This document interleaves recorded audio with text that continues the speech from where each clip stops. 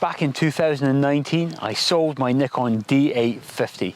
Arguably, and probably still is, the world's best digital SLR. I replaced it with this, the Nikon Z7. And moving to the Nikon Z mirrorless system is a decision I've never regretted. It's really helped me with my landscape photography. But after 4 years of using this camera, I'm finally trading it in for something else. Now, it doesn't take a genius to work out perhaps which camera I've traded it in for. But that's not the point of this video. It's not the point of telling me what camera I'm getting next. This is all about heading out for one last time with a Nikon Z7.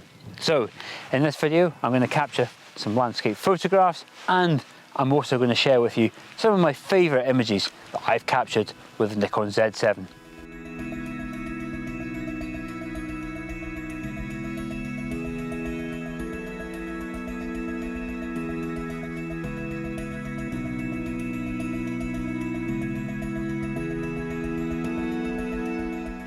So I'm going to split this video out into two parts. So I'm going to do a sunset shoot here on Dartmoor, come to Bowerman's Nose.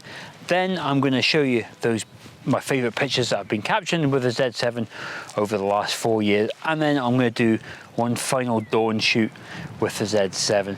And then unfortunately, I'm going to have to box the camera up, send it off because it's been traded in for this new camera.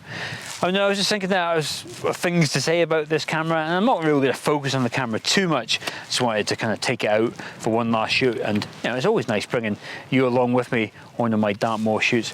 But I was wondering, you know, do I get sentimental about my cameras? And I know that some people do. People get quite attached to cameras, but I don't. You know, I just see them as tools. I get more attached to the photographic process, the experience of being outside. But I'm interested to know what you think. Do you get attached to cameras? Do you hold on to cameras longer because you have some sort of emotional attachment to them?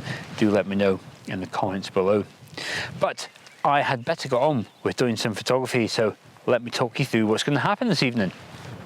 Right, my evening shot tonight is Bowerman's Nose. Now, this is a location that I've been coming to for many years, and the reason I keep coming back here is I've got a shot in my head, a vision of a shot that I want to capture, but I've just never quite managed to capture it.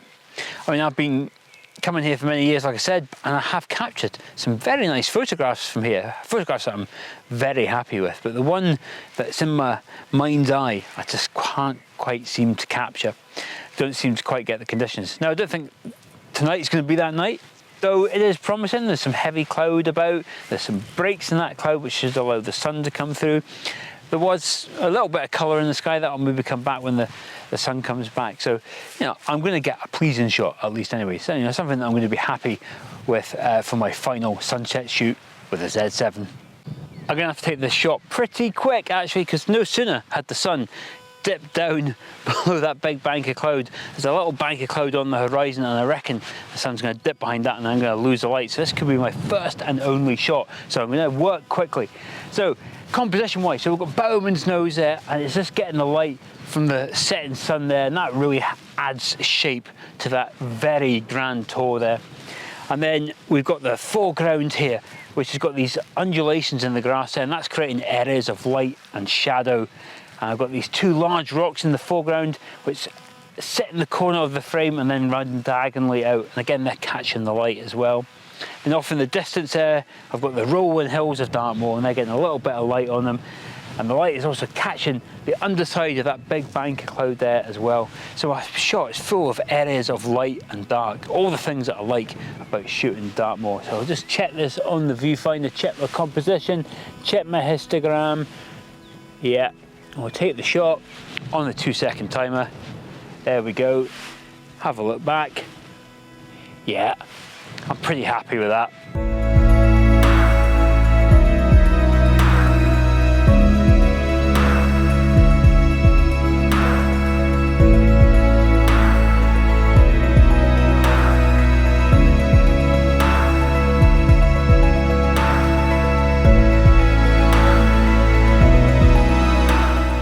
My time here at Bowerman's Nose seems to have come to an end. As you can see, The nose has gone kind of grey and flat now. The sun has gone behind a bank of cloud and the light is fading fast, but I certainly enjoyed myself. It's always a pleasure coming up onto Dartmoor. Now, so don't go away. What I'm going to do next is I'm going to say put a little slideshow of my favourite photographs that I've captured with my Nikon Z7 over the last 4 years, and then I'll see you again straight after that. It's probably going to be a dawn shoot. I don't know where yet. We'll just have to see what the weather forecast holds. I'll see you in a bit.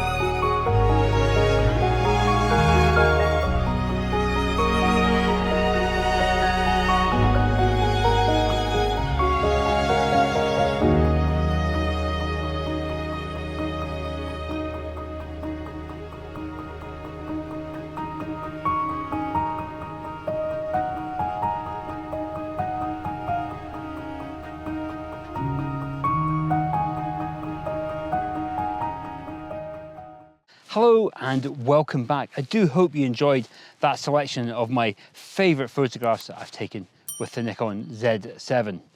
Now, as you can see, I'm back out again, but if you're eagle-eyed, you'll notice this probably isn't sunrise like I had originally discussed.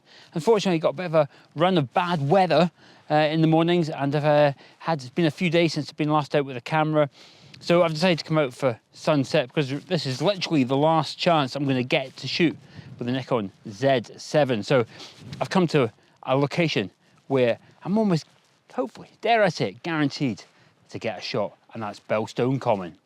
There's going to be two things that are going to challenge my landscape photography this evening. First one's weather. Now, it is about 8 o'clock at night and sunset this evening is at 9. So you're thinking that gives me plenty of time to find compositions and get ready for a glorious sunset. However, there is a lot of cloud about, a low-level cloud, particularly on the horizon in that direction where the sun is setting. Now, but there are still some clear blue patches up above there, which probably means that I'm going to lose the light quite early. So I'm going to have to actually try and get my shots almost straight away. Over in that direction, the opposite way, the cloud is actually really nice. And I might, just hopefully, just as that sun starts to get below that bank of cloud, it might illuminate some of that sky. In fact, it's looking rather nice at the moment. The ground around here is looking very fresh and green, and that's beautifully contrasted with the blue sky and the white clouds there. So I think even before, or even if I don't get that kind of really nice sunset, I should get a pleasing shot. So that's the first challenge. I'm going to have to work quite hard, quite quickly, I should say, to get that first shot.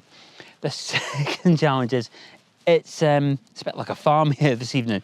There's sheep, there's cows. I don't know if you can hear them on the mic, and they're wandering all about the background there. Now, I'm not too bothered because I'm not after an award-winning shot tonight. I just want to go out and have some fun and take some photographs. So, do you know what? If there's a few cows or a few sheep in the background, I'm not going to lose any sleep over it.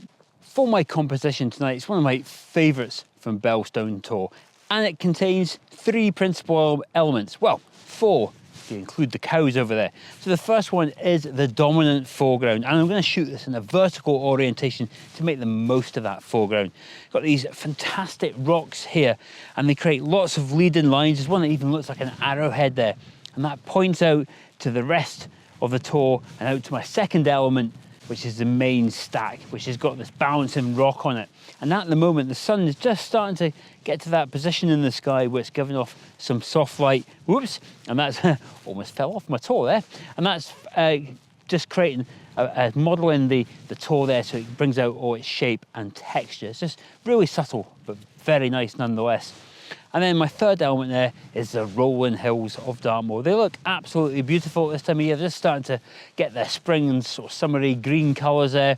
And again, it's just catching the light. And that leads up into the sky there with that white wispy cloud with patches of blue. It's a really nice scene. Now I've got the camera quite low down here, and this is so I've got the top of that rock stack there just above the horizon, because if you put the tripod at head height, the top of that stack tends to sit right on the hilltop.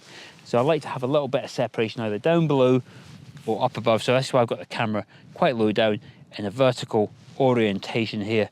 It looks really nice in the back of the camera. No, it doesn't have a blazing sunset, but that's not always what you want. This, I think, is just a very nice, pleasant shot, something that's sort of quintessential of Dartmoor.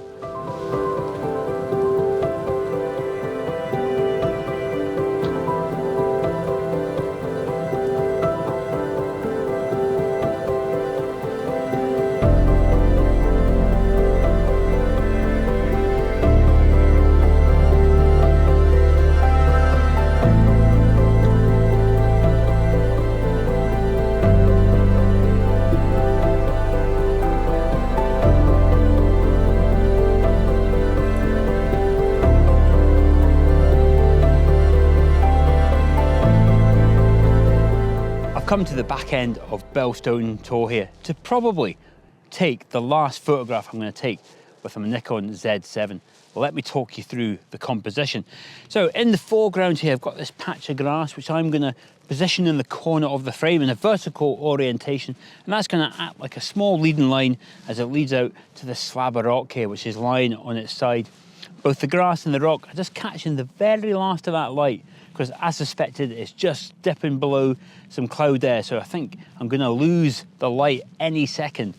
Then that leads out to the main part of the picture here. We've got the rolling hills of Dartmoor, which have opened up a lot more from when they were over there.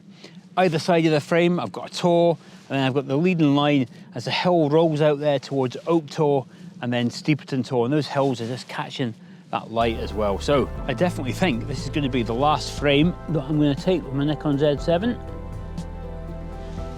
Is it the last ever frame I'm going to take with a Nikon though? Let's take one more. Yeah, I think that's my last shot with the Nikon Z7. I'm quite happy with that.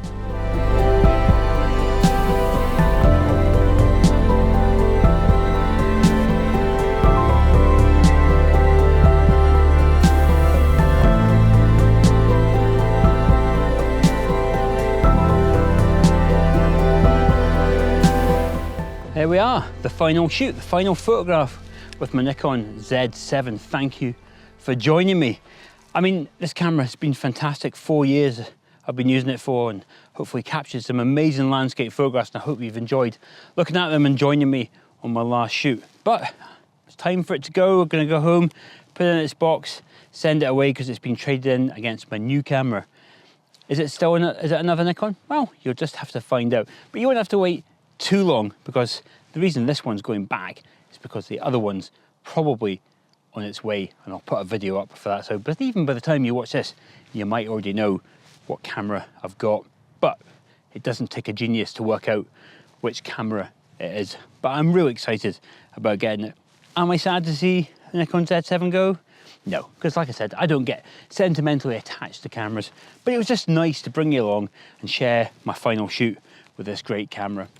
But if you have enjoyed this video, perhaps you want to see what camera I'm getting next, or if you're not interested in cameras, don't worry, I just don't do camera videos. I'm out here on Dartmoor capturing landscape photographs.